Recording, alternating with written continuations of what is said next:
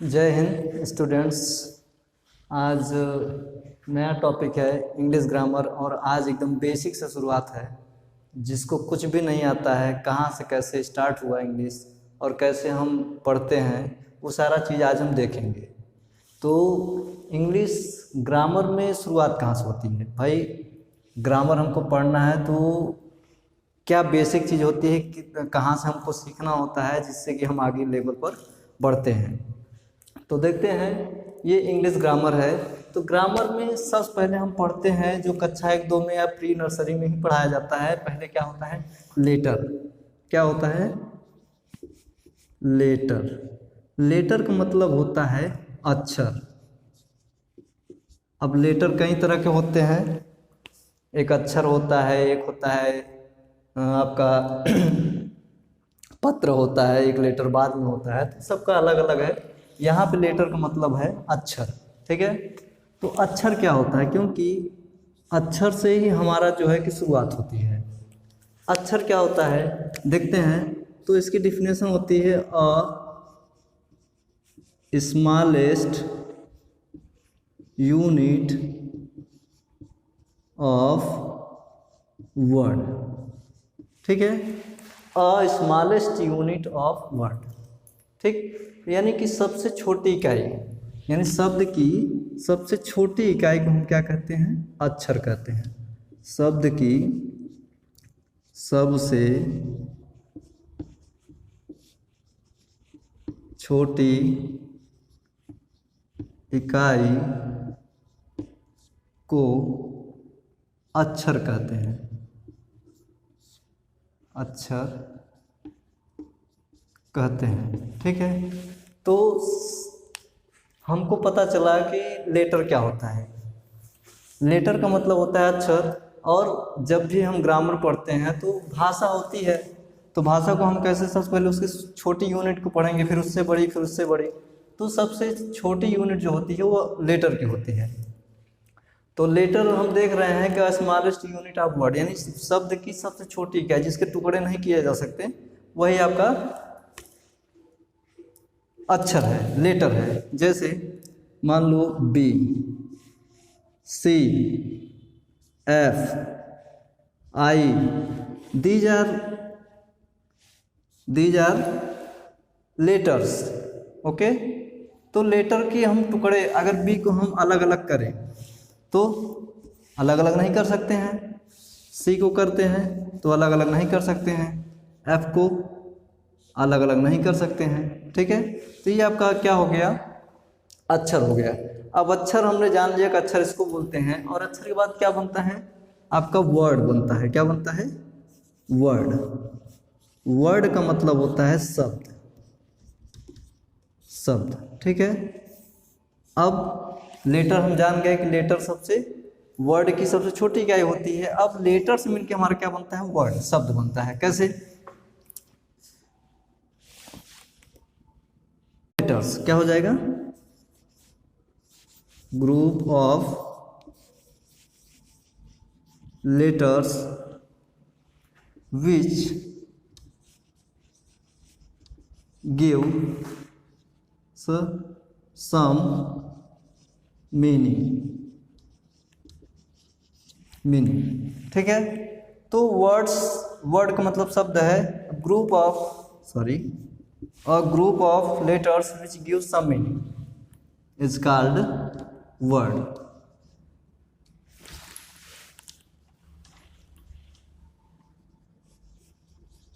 Is called word. ठीक, यानी कि शब्दों का अक्षरों का वह समूह, अक्षरों का वह समूह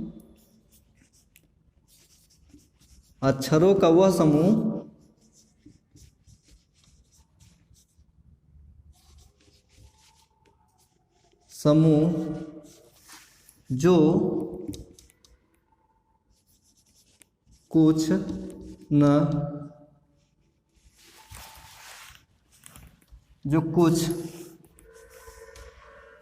अर्थ दे, अर्थ प्रकट करे, उसे क्या बोलते हैं?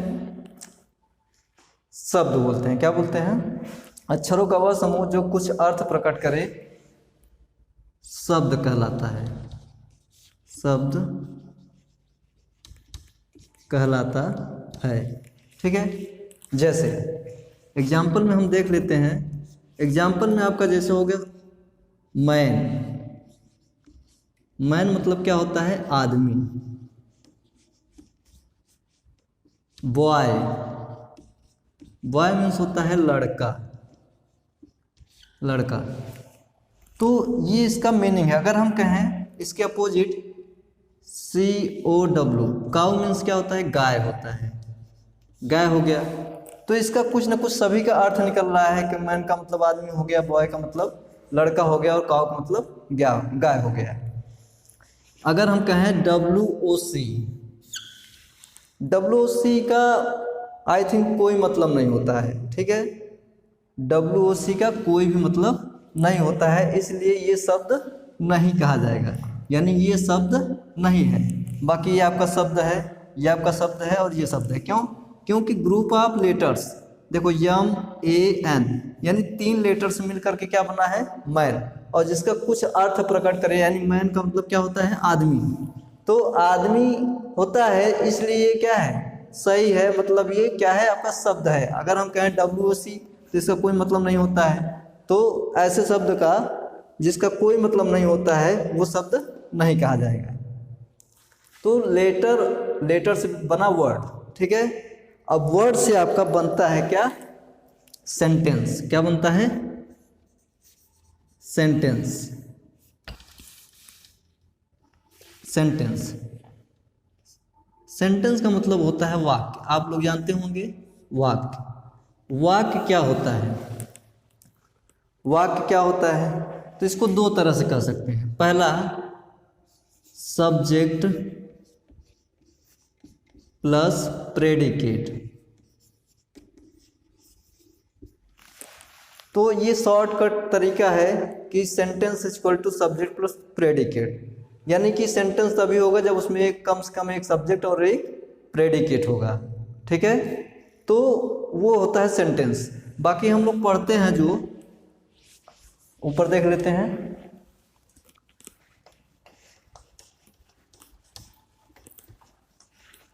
जो डेफिनेशन पढ़ते हैं वो ये है कि a group of words which give complete meaning,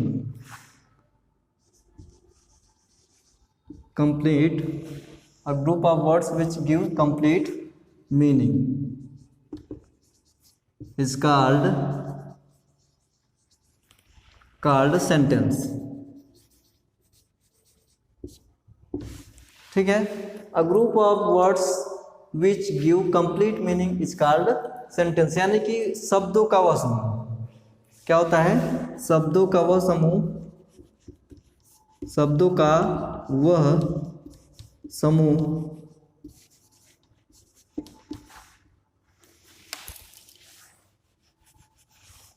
शब्दों का वह समूह जो पूर्ण अर्थ एवं भाव प्रकट करे। ठीक है, तो शब्दों का वह समूह जो पूर्ण अर्थ एवं भाव प्रकट करे सेंटेंस, वाक्य कहलाता है। वाक्य कहलाता है। ठीक है, तो हमने देखा कि लेटर से मिलकर के वर्ड बनता है। ठीक है, और वर्ड से मिलकर आपका क्या बनता है? सेंटेंस बनता है। अब सेंटेंस में 2 तरीके के हमने देखा कि एक तो हम ऐसे कह सकते हैं कि सब्जेक्ट प्लस प्रेडिकेट बराबर क्या होता है? सेंटेंस। तो ये भी कह सकते हैं, या तो आप group of words which give complete meaning is called sentence. ठीक है, दूसरा तरीका आपका ये है। अब एग्जाम्पल देख लेते हैं। एग्जाम्पल में राम इज गुड बॉय, ठीक है। तो ये आपका क्या है, कंप्लीट सेंस मिल रहा है और अर्थ भी निकल रहा है कि राम एक अच्छा लड़का है, राम एक अच्छा लड़का है, ठीक है। अब यहाँ पर हम दो तरीके से, जैसे हमने बताया सब्जेक्ट और प्रेडिकेट क्या होता है, बराबर सेंटेंस। तो ये आपका सब्जेक्ट हो गया और यहाँ से आपका क्या हो गया, प्रेडिकेट हो गया। तो ये दोनों का कॉम्बिनेशन क्या है, आपका सेंटेंस हो गया। इन दोनों को क्या मिलाएंगे, मिला देंगे तो क्या हो जाएगा, सेंटेंस हो जाएगा। तो हम अगर शॉर्टकट बताना चाहें कि सेंटेंस की डिफिनेशन क्या होती है, तो sentence equal to subject plus predicate, ठीक है। नहीं तो आप ये पूरा डिफिनेशन आप याद कर सकते हैं। A group of words which give complete meaning या complete sense is called sentence, ठीक है। तो हमने देखा कि एक दूसरे के, अब इसी का पोजीशन मान लीजिए एक हम देखते हैं कि ये सेंटेंस होगा कि नहीं होगा। मान लीजिए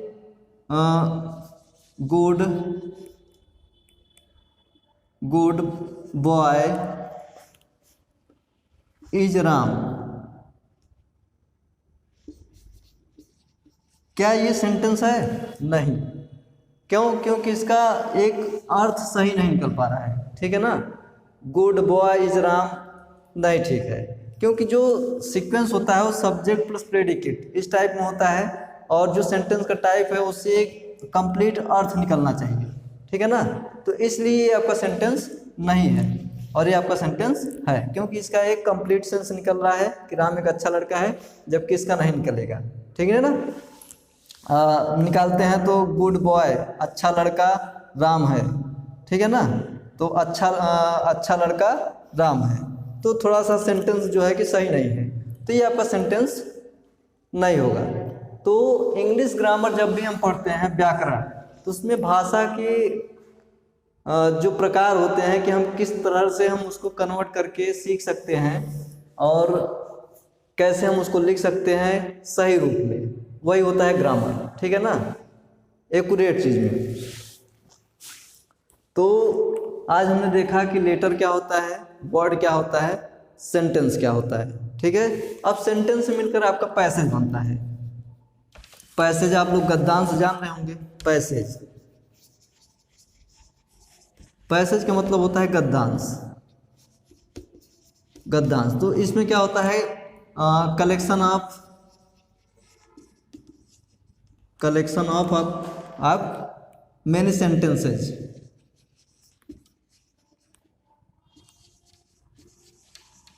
मेनी सेंटेंसेस, तो कई सेंटेंस मिल करके एक जो है पैसेज बनते हैं। इसमें एक चीज और बताना था कि आपका अल्फाबेट क्या होता है, क्योंकि लेटर के बाद आपको अल्फाबेट ही पढ़ाया जाता है, और वो अल्फाबेट क्या होता है सभी लोग अगर जानते होंगे तो जान ही रहे होंगे। वैसे ये बहुत छोटी चीज़ है, बहुत बेसिक चीज़ मैं बता रहा हूँ आज, जो कोई बताता नहीं है।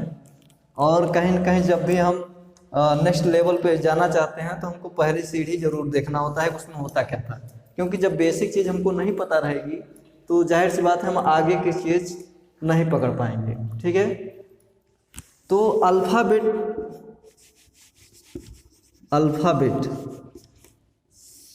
अल्फाबेट मतलब वर्णमाला, वर्णमाला, ठीक है। वर्णमाला क्या होता है, यानी कि ये जो है एक sequence of alphabet A to Z, ठीक है। अल्फाबेट क्या होता है, वर्णमाला, यानी A to Z को हम क्या बोलते हैं, वर्णमाला बोलते हैं, ठीक है। तो ऐसे कर सकते हैं series of A to Z, ठीक है ना, तो वर्णमाला होता है। अब वर्णमाला में आपके दो तरह के होते हैं, वर्णमाला में भी दो तरह के आपके वर्ण होते हैं। पहला होता है वावेल और दूसरा होता है कॉन्सोनेंट, वावेल्स और कॉन्सोनेंट। तो वावेल को आप लोग जान रहे होंगे, इसको बोलते हैं स्वर, क्योंकि कोई भी भाषा बिना स्वर के नहीं बोल सकते हैं, और इसको बोलते हैं व्यंजन। क्या बोलते हैं, व्यंजन, ठीक है। तो वावेल आपके केवल 5 होते हैं, ए ई आई ओ यू। इन्हीं वावेल से मिल करके हम जो है कि व्यंजन बोलते हैं, ठीक है। तो इसके अलावा जितने भी 21 आपके कॉन्सोनेंट बचे वो आपका बी सी डी, मतलब इन पांचों को छोड़, except of these vowels all are consonants in alphabets, ठीक है। तो इस तरह से आपका जेड, ठीक है ना। इसमें आपको केवल इतना आपको क्रॉस करना है, बी सी डी ई। अगर ई आता है, अगर ई है तो ये आपका जो है गड़बड़ है, ठीक है ना, ये गलत है।